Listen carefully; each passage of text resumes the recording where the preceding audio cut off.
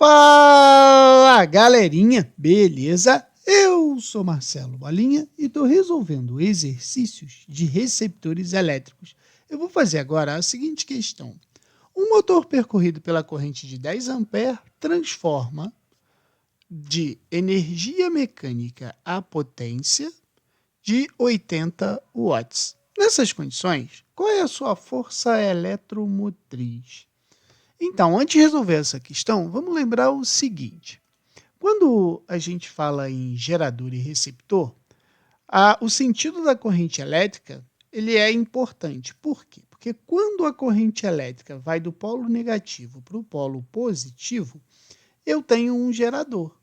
Mas quando a corrente elétrica vai do polo positivo para o polo negativo, eu tenho um receptor. Outra forma de você identificar um gerador em um circuito é só você procurar quem tem o maior voltagem, a maior DDP. Esse seria o nosso gerador. Quando a gente fala em corrente elétrica num circuito onde eu tenho um gerador e um receptor ligados entre eles, a corrente elétrica ela vai ser a força eletromotriz, ou seja, a DDP do gerador, menos a força contra-eletromotriz do receptor, divididos pela soma das suas resistências internas.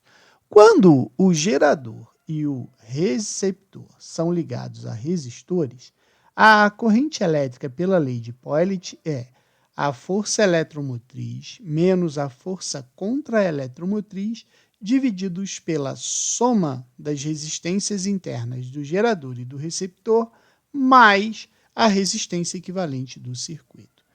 Outra coisa importante é a equação do gerador é igual a força eletromotriz menos a resistência interna do gerador vezes a corrente elétrica do circuito.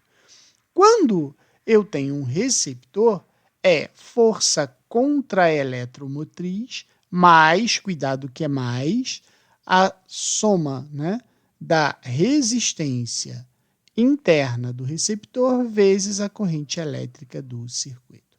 De acordo com o nosso problema, a corrente elétrica do circuito é de 10 amperes. Ele tem uma potência útil de 80 watts. Então, ele quer qual é a força contra-eletromotriz desse motor. Então, é só eu lembrar do que o pintinho faz.